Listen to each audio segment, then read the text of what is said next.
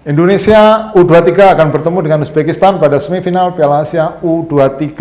Pemenang dari pertandingan ini akan lolos ke Olimpiade Paris 2024. Bagi Indonesia, ini adalah sebuah sejarah mengulang prestasi 68 tahun lalu ketika mereka berhasil lolos ke Olimpiade Melbourne 1956 pada era Ramang, Maulwi Sailan, dan juga Jamiat Dalhar. Pertanyaannya, apakah Indonesia akan bisa mengalahkan Uzbekistan pada semifinal nanti? Saya menilai ada 3 faktor penting yang bisa menjadi modal bagi Indonesia untuk mengalahkan Uzbekistan. Faktor apa saja itu? Yang pertama adalah kekuatan mental. Bagaimana penjelasannya? Jadi dalam sepak bola ada 4 unsur ya dalam latihan yang bisa membentuk kesuksesan sebuah tim. Unsur pertama adalah fisik. Fisik pemain Indonesia sekarang sudah jauh di atas pandangan-pandangan buruk masa lalu. Ya, ketika itu kalau kita tahu fisik pemain timnas Indonesia ini selalu jeblok menginjak menit ke-70.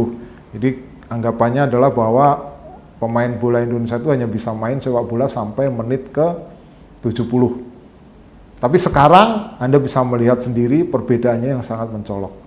Ketika bertemu lawan Korea Selatan, bayangkan mereka bermain lebih dari sekedar 90 menit. Itu belum menghitung injury time di masing-masing babak yang rata-rata sekarang di atas 5 menit ya. Taruhlah 100 menit. Belum menghitung perpanjangan waktu 30 menit. 130 menit lebih, 2 jam lebih tanpa lelah, bahkan bisa lebih ya dari 2 jam, termasuk adu penalti yang begitu menegangkan. Jadi kekuatan fisik, meskipun negara-negara Asia Tengah ini, tinggalan Eropa ini, physical strength yang kuat, tapi dari fisik pemain-pemain Indonesia di sini tidak tampak menunjukkan kekalahannya dari Uzbekistan ya. Kita punya Hafner, Rizky Ridho yang makin kokoh aja, kemudian Ivar Jenner, Nathan juga, ini juga pemain-pemain yang strength-nya bagus, fisik pertama. Yang kedua adalah kemampuan teknik. Teknik itu apa? Dribbling bisa, kemudian passing, kontrol, shooting, itu adalah kemampuan-kemampuan teknik. Dan Anda bisa lihat sendiri bagaimana passing-passing dari pemain tim nasional ini bisa sangat modern ya, berbeda dengan dulu yang long ball. Tapi sekarang dari sisi passingnya terlihat cukup cantik. Beberapa gol dibuat dengan tik-tak, umpan-umpan tik-tak yang begitu indahnya. Kontrol bola juga bagus. Shootingnya juga kita lihat, terutama gol dari Rafael Strike ke gawang Korea, gol pertamanya. Itu shootingnya luar biasa menurut saya. Shootingnya Witan, itu juga begitu cantiknya ke gawang Yordan. Jadi dari sisi teknik, itu juga nggak bisa diremehkan kemampuan dari Indonesia.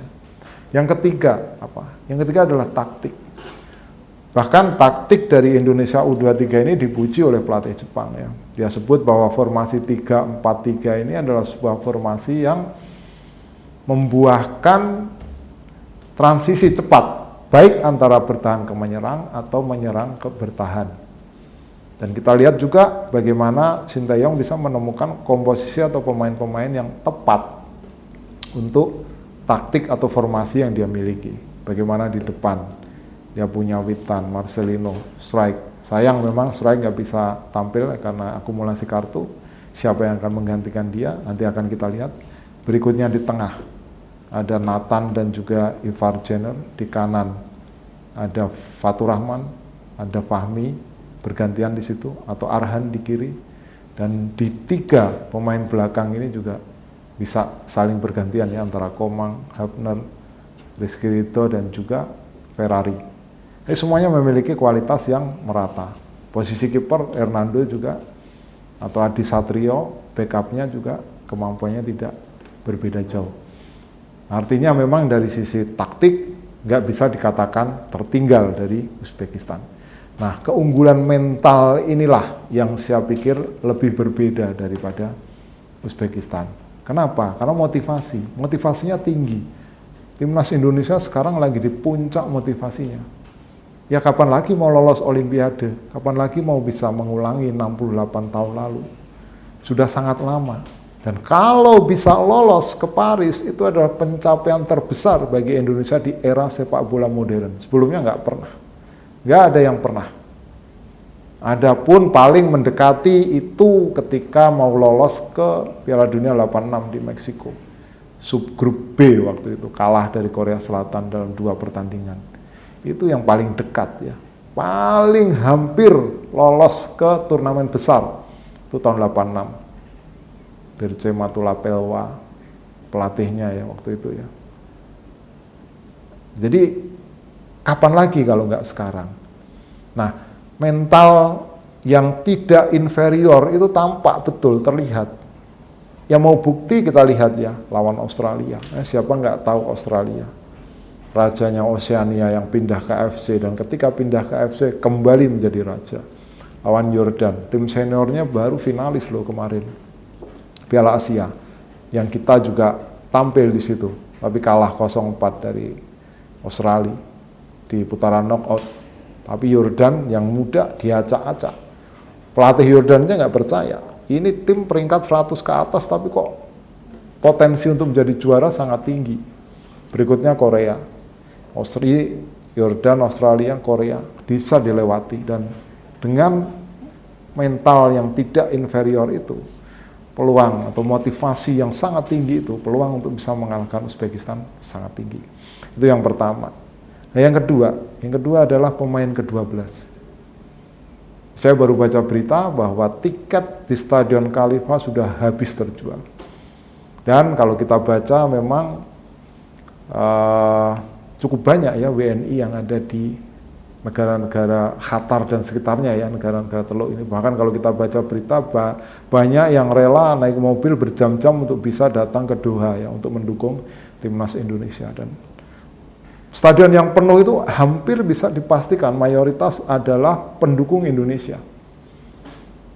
Jadi kalau kita lihat ada dari sekitar 40 ribuan populasi WNI di Qatar, ya pastinya mereka akan menjadi modal pendukung, ya, pemain ke-12 bagi Indonesia untuk menjalani laga yang sangat krusial. Dan itu sudah tampak ya berkali-kali dalam laga penyisihan atau laga perempat final, bagaimana mereka bisa menjadi faktor pendorong bagi kesuksesan Indonesia U23 sejauh ini. Jadi pemain ke-12 itu yang nggak dimiliki oleh Uzbekistan. Belum kalau kita berpikir apa yang terjadi di tanah air sekarang ini. Anda bisa lihat hype-nya di sosial media, di mana-mana pemerintah daerah membuat acara nonton bareng. Itu yang diorganisir, belum yang nggak diorganisir. Yang di warung-warung, di kafe, di perumahan, di jalanan. Itu sangat banyak, animonya sangat besar. Kalau Anda lihat sosial media, bagaimana kejadian-kejadian lucu itu banyak terjadi pada saat kita melawan Korea Selatan. Ada yang saat penaltinya Arhan tiba-tiba TV-nya mati. Banyak sekali. Ada yang loncat-loncat pesta saat golnya Arhan. Ada yang kena prank saat penaltinya Hafner gagal tapi kemudian diulang. Itu animo itu yang sangat besar, gelombang yang sangat besar itu akan memberikan dorongan bagi pemain untuk tampil, untuk bisa menciptakan sejarah. Itu yang nomor 2. Jadi mental pemain ke-12. Yang ketiga, yang ini tidak kalah penting adalah kebersamaan dari para pemain. Enggak cuma pemain ya, kebersamaan dari pemain dan juga pelatihnya. Kenapa? Karena mereka sudah berkumpul cukup lama. Jadi mereka ini sudah di bawah asuhan Sinteyong. Ya mungkin sekitar 4 tahun ya, sejak keputusan Sinteyong ini untuk memotong satu generasi usia pemain Indonesia. Ya dipotong satu generasi, dia angkat pemain-pemain muda. Siapa yang mengira? Marcelino 19 tahun, Witan 22 tahun. Capsnya kalau dijumlahkan caps U23 dan caps senior itu hampir 100. Rizky Ridho itu juga capsnya udah puluhan, usianya baru berapa? 20-an. Masih sangat muda. Dan mereka sudah berkumpul selama 4 tahun bersama pelatih yang sama, pemain yang sama. Chemistry-nya itu sudah dapat, udah kena, udah saling kenal. Nah ini yang nggak dimiliki ya, yang nggak dimiliki oleh tim lain. Meskipun Uzbekistan juga sebenarnya secara struktur tim juga hampir mirip. Tapi kelebihan Indonesia ini adalah kelebihan yang istimewa. Ya kalau kita tarik mundur, kenapa atau bagaimana mereka bisa seperti ini adalah keputusan berani dari Sinteyong untuk memotong satu generasi pemain tim nasional sehingga dia memunculkan pemain muda. Ya, kalau kita lihat beberapa atau pemain yang membela tim U23 ini adalah tulang punggung dari tim nasional senior Indonesia. Ramadan Sananta, Hoki Caraka 19 tahun, Rafael Struijk juga. Ini tulang punggung tim nasional senior. Pratama Arhan, Nathan Chuaon, Ivar Jenner. Bedanya hanya di bek kanan ya, karena di kanan di situ biasanya Asnawi. Asnawi sudah lewat umurnya. Tapi di sini ada Rio Fahmi dan juga Fajar Fatur Rahman. Di belakang Rizky Ridho, Justin Hubner. Itu langganan tim nasional senior. Bayangkan, setelah 8 ya, 8 pemain inti yang sekarang main itu adalah juga pemain tim nasional senior Indonesia. Hernando Eri juga, Adi Satrio juga kemarin dicoba di tim nasional senior. Nah, mereka yang sudah saling mengenal secara bersama itu kan membentuk sebuah chemistry ya. Sudah tahu lah istilahnya kalau di lapangan itu sudah tahu ini mau gerak kemana, sudah tahu maunya bolanya seperti apa. Hanya satu pertanyaan memang siapa yang akan menggantikan Rafael Struijk nanti karena ada akumulasi kartu. Ya berbagai alternatif bisa dicoba ya. Misalnya dengan mencoba memasang Schroyer ya, Kelly Schroyer. Ini pemain sayap yang juga dribblingnya bagus, penetrasinya bagus. Bisa jadi nanti digeser ke tengah Witan, atau Marcelino menjadi false nine, Witan di kiri, Kelly Schroyer di kanan. Itu bisa. Di tengah pivotnya siapa? Pivotnya tetap ada Nathan di situ, yang meskipun sebenarnya posisinya adalah bek kiri, tapi dia tampil gemilang di posisi gelandang bertahan bersama Jenner, Ivar Jenner. Jenner, Anda lihat sendiri umpannya ke depan gawang Korea Selatan yang berbuah gol kedua, yang berhasil diantisipasi dengan bagus oleh Rafael Struijk. Jadi meskipun kehilangan Rafael Struijk, tapi masih ada pemain pengganti yang secara kualitas itu nggak kalah sebenarnya. Dan ini sudah saling kenal juga. Ya, alternatifnya banyak ya selain Schroyer. Nah, Schroyer kalau kita lihat kan dia selama ini sudah secara mental sudah teruji ya. Dibandingkan dengan ya ada juga yang bilang kenapa nggak dicoba misalnya Sananta. Cuma Sananta ini biasanya dari histori selama ini bersama Sinteyong dia lebih sering dipasang pada saat babak kedua karena kemampuan goal getternya itu. Tapi kemampuan dalam mengejar bola, bertahan di garis tinggi itu dia masih kalah dari Hoki Caraka yang biasanya dipasang sejak awal. Biasanya Hoki Caraka ini kan karena dia punya kemampuan untuk lari, staminanya, bertahan garis tinggi, itu biasanya dia lebih didulukan daripada Sananta. Sananta masuk di kedua.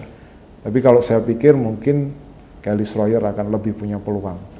Ferdinand akan menjadi false nine, ini nggak ada striker, dan kemudian Witan akan ada di kiri. Atau bisa sebaliknya, Witan di tengah, Marcelino di kiri. Nah, itu alternatif untuk memberikan jawaban atas pertanyaan siapa yang akan mengganti Rafael Struijk yang tidak bisa tampil karena akumulasi kartu. Selebihnya komposisinya adalah komposisi utama. Arhan meskipun jarang main di klub tapi sangat dominan bersama tim nasional. Di kanan adalah pertanyaan juga mau Rio Fahmi atau Fajar Fatur Rahman. Dua-duanya saya pikir punya kualitas atau kemampuan yang sama. Kemudian di posisi bertahan, ini yang sulit tergantikan ya. Rizky Ridho dan Justin Hubner. Satunya bisa Ferrari, bisa Coman, bergantian. Dengan 3 faktor itu, mental, pemain ke-12, chemistry, saya pikir Indonesia akan bisa mengalahkan Uzbekistan nanti malam. Semoga.